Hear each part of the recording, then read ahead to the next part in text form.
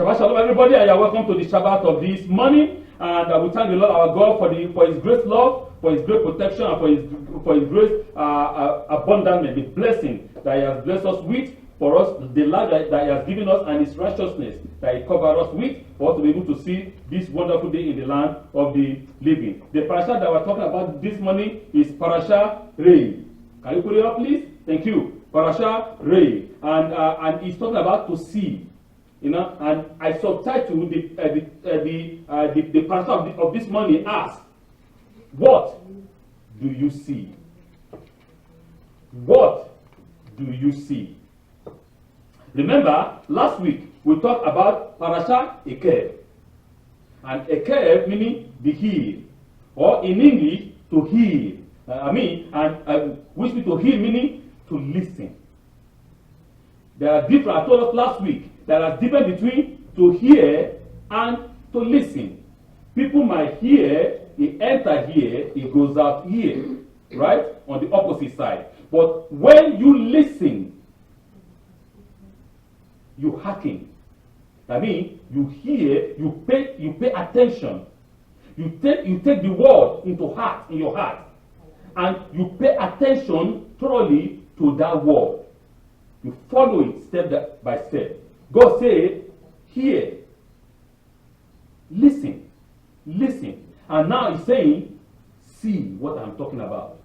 See. And yesterday when we were having the Shabbat, Margarita was trying to give a kind of a kind of our own understanding. And Margarita was saying that I can see it as to say that we should pay more attention to the word. You need to see to what I'm saying. See that if you obey the word, if you obey the commandment, if you obey all my ordinances, you will be above all people the most blessed. He said, I present before you today the blessing and the curse. And I always tell everybody every year the same message. I said, remember that God does not curse you. God does not curse nobody. God doesn't have the time to curse nobody. We curse ourselves. That is the point. God gives you a commandment. Do not touch the fire. Or your father or your mama say, don't touch the fire because the fire will burn you, because I know the fire. Right? And then the boy or the guy say, oh mama, you are old. Mama, you are 80 years old. Mama, you are 90 years old. Mama, you don't understand. Now we have new civilization. Now I am smarter than my mama. You know, I can do quantum physics. Even though your mama does not know, have no idea what a quantum physics is. But I'm telling you, your mama does not have the idea of quantum physics. Is not smarter than you. Because He raised you from the beginning. He knows the beginning of your life unto the end. He knows everything about you. And you are saying you are smarter than your mama. So mama, don't worry, I can touch the fire. Okay, go ahead. But the consequence, don't come and cry back and cry to mama. Say, mama, hey, I burned. Okay, but mama said, don't touch the fire. But you say you know quantum physics, that you know the physics of the fire. Go ahead. God does not curse. He doesn't curse us. He's just giving us what to do, how to live our life perfectly on the land. He said, you are going into the land today to possess the land that I have given to you and your forefathers. You have to take heed. You have to listen. You have to see what I'm teaching you. That if you do all these things, I'm telling you, you will eat and you will dwell securely in the land. But if you disobey, then the consequence. So don't come and cry that, hey, God cursed me. No, God doesn't curse you. You face the consequence of your own action. In our tradition, there is a principle that states that whosoever add, subtract. You know, God, the only one said in this Parashat, do not add unto my word and do not subtract from my word. Right? But in our tradition, there's a word that to translate it, I'll just say, he said, he who add, subtract. That means if you add into the word of God, you must subtract something out of it. And God will say, you cannot subtract from my word, neither can you add into it. Don't leave it the way it is, exactly the way it is, because I know the reason why. Leave it the way it is, read it, understand it, and see exactly what I am talking about. Thinking about this truism because it is true. I wondered sometime of the opposite. I wondered myself about the opposite of it. Whoever takes away, then add. Because when you take away from the word of God, you must add something. And then, because of that, I searched online and I found the following truth. The true value online, on the internet. On the internet, there's something I find that said the true value of the converse of a statement is not always the same as the original statement. And I repeat again, the true value of a converse of a statement is not always the same as the original statement, which means that if I say something, for example, I said, all mama are tigers. That's my statement. All mama are tigers, right? That is my statement. But if we look at the converse, the opposite of this word, right? If we reverse this word, I say, all tigers, if I say all mamas are tigers, and then, but I say all tigers are mama. Does it make sense? This is the original word. All tigers are mamas. We understand that, right? It is true. That all tigers, they are mamas, right? But if I reverse that word and I said all mamas are tigers, is that true? And it's not true. Because it's not all mamas that are tigers. I'm not a tiger, I'm a mama, right? We're all mamas, but we're not tigers. But all tigers are what? Are mamas. But not all mamas are tigers. It's the same thing like in what we see today, that somebody will come and say, oh, I'm a Jew. I'm a Jew. Yes. He said, all of us are Jews. No, all of us are not Jews. That is a wrong statement.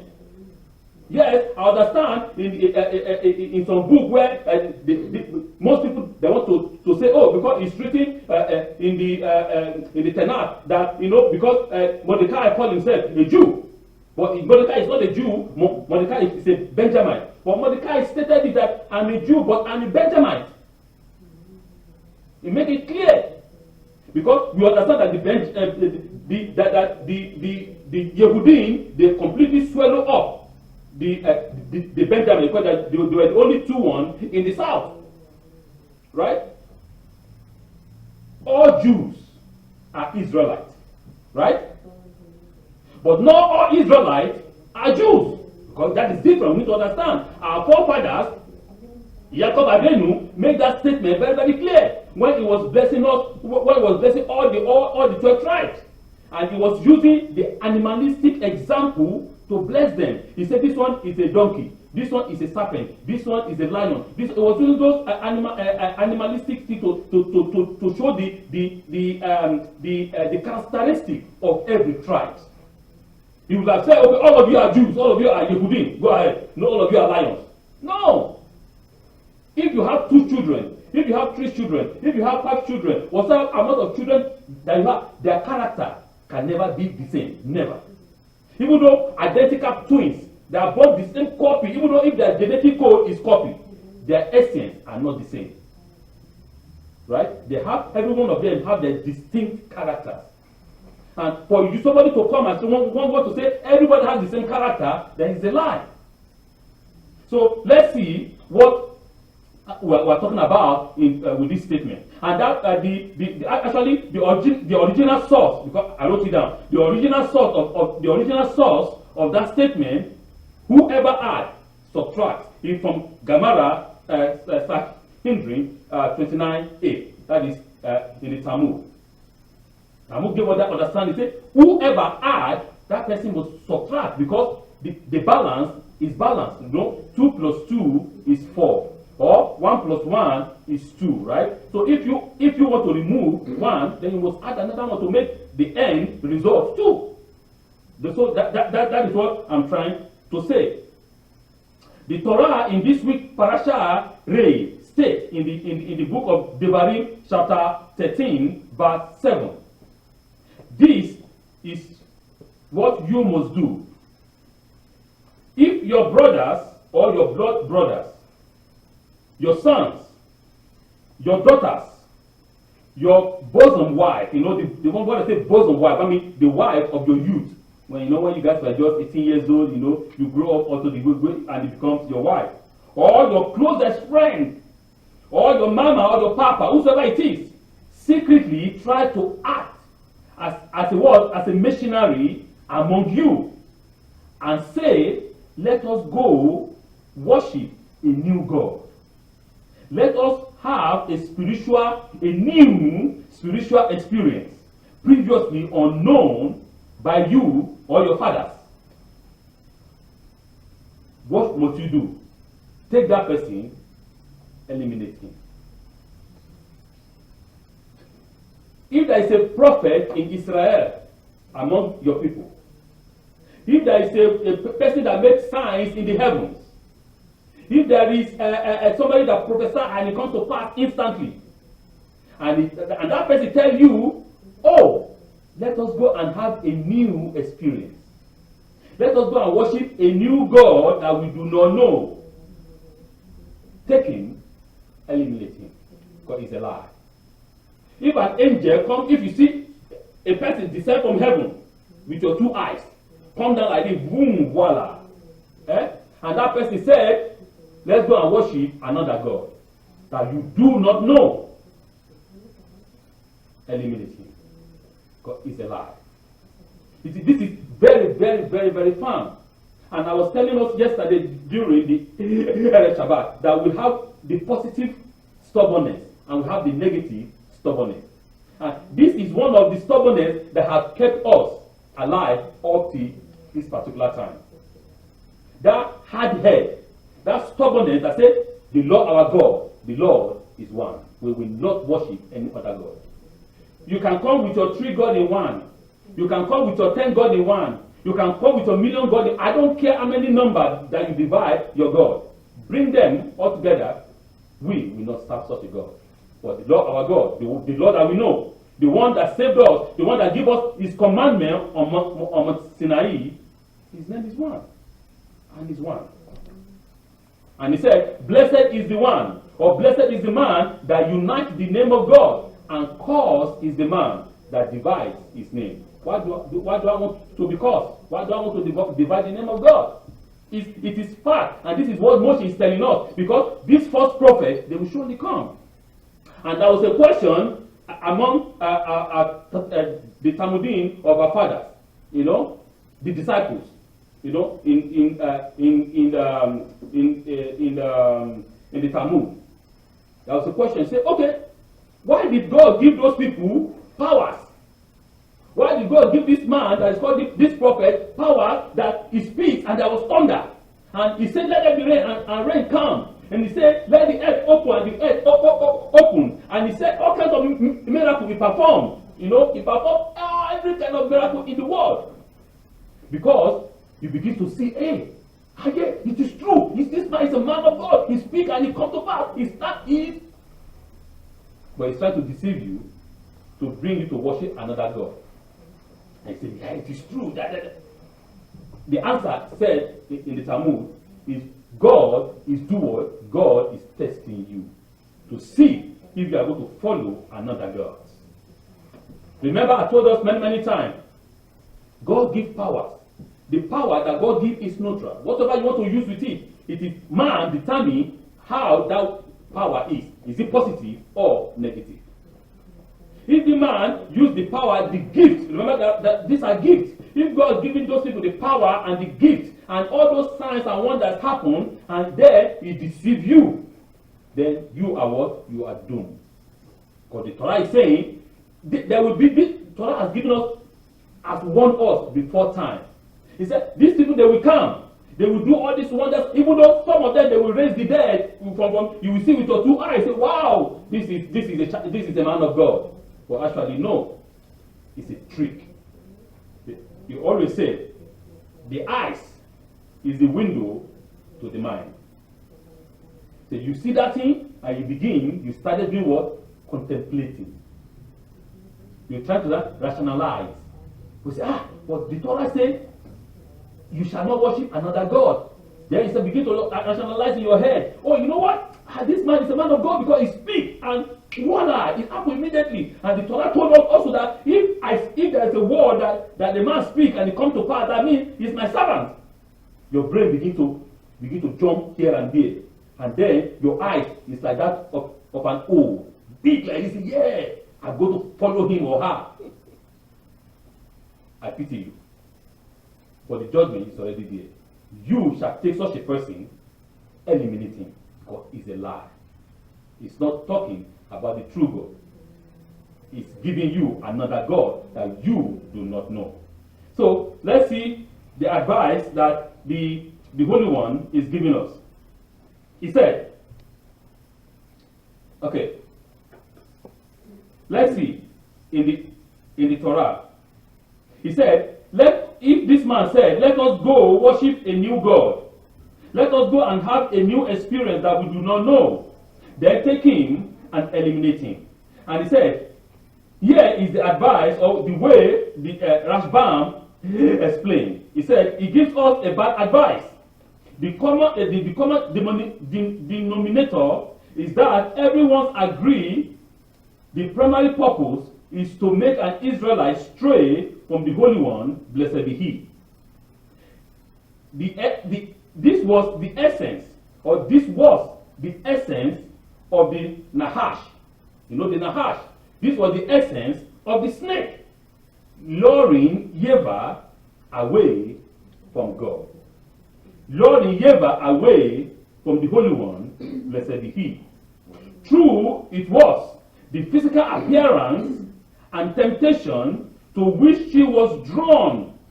But this was only the facade. It's a facade created by the Nahash, by the snake, to lure her away, causing Eva and Adam to sin. They perform all kinds of miracles to lure you away from your God, to deceive your mind, to make you to begin to rationalize. The Nahash, the snake, is not stupid. The snake did not come to Eva and lie 100%. Because the snake knows that Eva knows the truth too. The snake knows that Eva will not accept 100% lie, because it will never work for Eva. Eva is not dumb. She's not stupid. They say, okay, how can I grab this woman? Because I know the other one, the man, is a bonehead. You know the bonehead? It's a hard head. It will never listen. But this one can rationalize. This human being, women, they have this gift in them. They are inquisitive. They want to know more. They want to learn. They want to learn more. The man is, if you give a man his food, his shelter, and a drink, he can stay there for 200 years. Don't disturb me. I'm okay. There's no problem. But woman, you give her food, you give her everything. She still needs more. She want to learn more. She want to advance more. She want to understand the mystery of life. As a woman, she's very, very inquisitive. But man, it's not like that. So say, okay, this one, she can rationalize. Okay, let me bring the scene in a very enticing way. I make the outside gold, but the inside is poison. And the woman saw it. Oh wow, this thing was beautiful. Oh, it's beautiful. It's nice. And the person, it was nice to the eyes, good to the eyes for food. Right? He make it very enticing, very nice. The same thing, this prophet, they will come. This prophet, they will tell you, I am sent from planet Mercury. It doesn't matter, or one galaxy. They tell you, because I've read some of them last week. Me and my wife were discussing. A man came from France, for example. He said he was sent by some aliens to come and tell you about the way of life here, blah, blah, blah. And doctors, medical doctors, people that have degrees, engineers, nurses, big people, they fall to this life. Sometimes I wonder, I said, don't you have brain in your head? Where are your doctorate degree? Where is your PhD? That you are falling to this nonsense. And they fall to this man, to the lie of this man, and this man begins to do bad things to all the women in his congregation. It happens like in the 90s in Quebec. Something like that. And they put it in the news everywhere like that. But you say, how is this possible that this man was able to deceive people with these well-educated men? You know? So, the same thing here. This man, this miracle work, they will come and do all kinds of miracle. Then you begin to contemplate in your brain. Ah, yeah, because I remember in the book of Jeremiah, the Bible said that if somebody speaks and it comes to pass, he's a man of God. Your brain begins to think like that. Ah, I remember that in the book of Psalm, David said that if a man talk and it didn't come to pass, he's a liar. But this man speak and it comes exactly like that, that, oh man, this is the real person. You know? Then you follow. It gathers you and brings you, but it's not bringing you to the tree of life. It's actually taking you away from the tree of life. And God says, when you understand, you see this, such a person, man or a woman, eliminate them. Because they're taking you away from your God. They're trying to teach you a God that you do not know, that you do not comprehend. A God that you have no idea who is this God. Because you know me and I know you. Because I speak and you hear me on the mouth. I gave you the law and you said all the things that you said we will do. Right? So we have a relationship. And that is the understanding of where people come into what is called religion. So this is where I'm coming. Because people, instead of them having a relationship, they go into religion. That is what religion teaches them. Religion teaches them to say, okay, this man is the guru. Right? Without this man, this thing cannot work. He is the only one that has the key to open and unopen. Kinds of nonsense and lies. Yeshua said, come and drink water. The water is free. He said, out of you will flow the water to eternal. He didn't say out of that pastor will flow water to eternal. No. He didn't say out of that rabbi will flow. Individually that knows the living God, out of their belly. Out of their belly will flow the living water. And they will never pass again. If he said that, okay, that rabbi or that pastor or that imam or whatever, or that guru is the only one that will be giving you water of life, Yeshayahu said, come and drink, it is free. Right? Come and eat. Why do you waste your time? Why do you waste your money? Why do you waste your effort for that does not pay? But you see, all of us, we go here and there, we go everywhere, we turn it, hey. God is there around. Oh, God is there around. Like people who has no work, like an animal that has no brain. People deceive us and we continue to follow. The Torah is simple, it's not hard. Anyone that leads you away from the Holy One, let's say the He, remove him. Remove her, because it is a lie. So we as a people, we as a child of God has to understand and do exactly what the Holy One had said. Another example is this. It is very sad that another case, that even though the people that you think are the people that want to take us away from our creator, from our creator, we think that, oh, it is the Goyim. It is those unbelievers that want to bring us, the Jews, away from what? From our God, right? But the saddest thing is, it is even the Jews that want to take a fellow Jew away from God. Because they come and tell you another idea. We are new. We are sophisticated. We are educated. We don't need to follow the mitzvot. No, forget about it. That the commandment, you can just, the only thing that once you just, if you don't kill and you don't steal, is enough.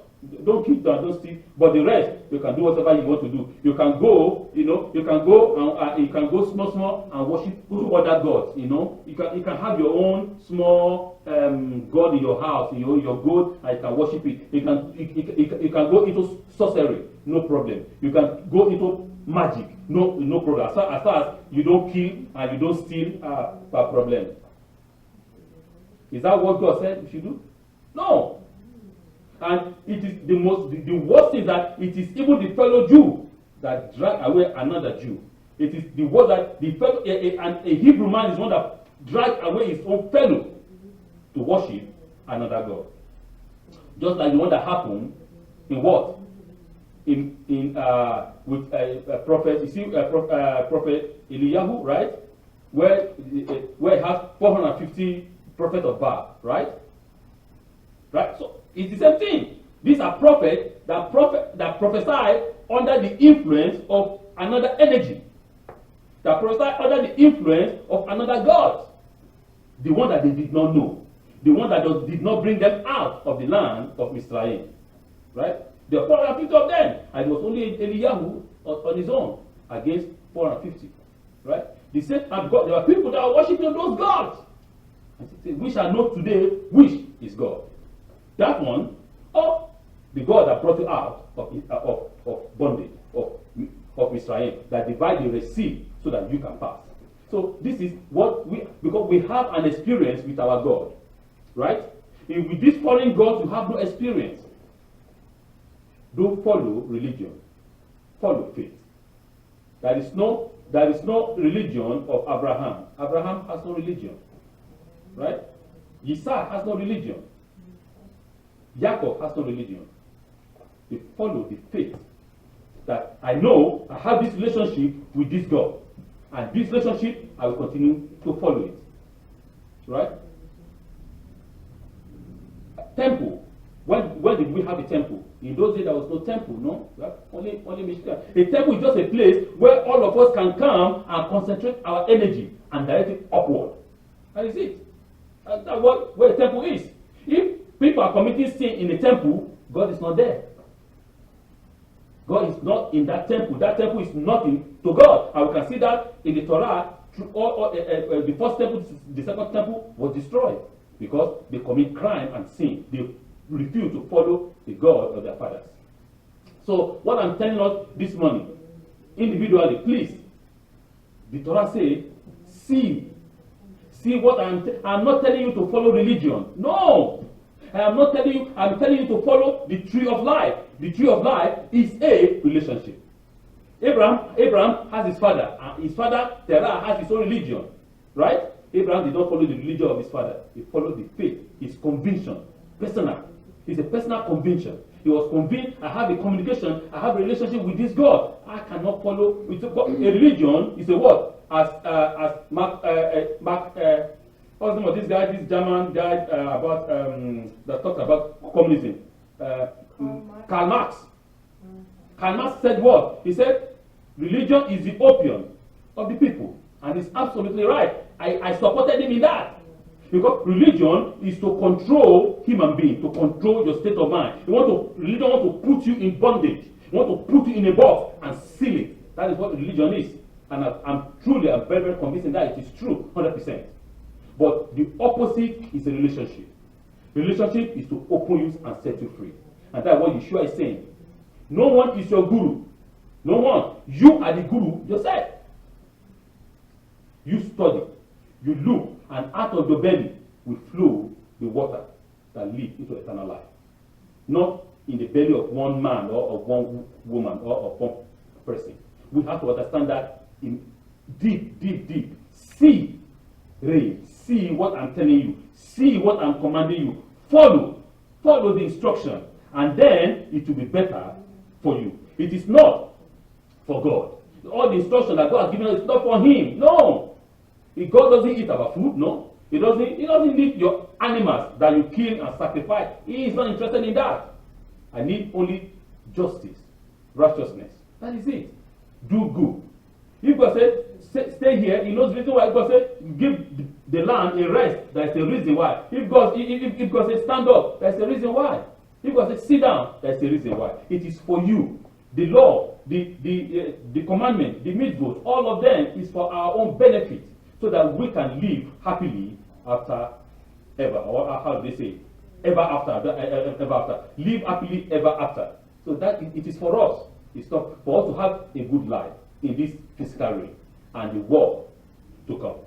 Shabbat shalom.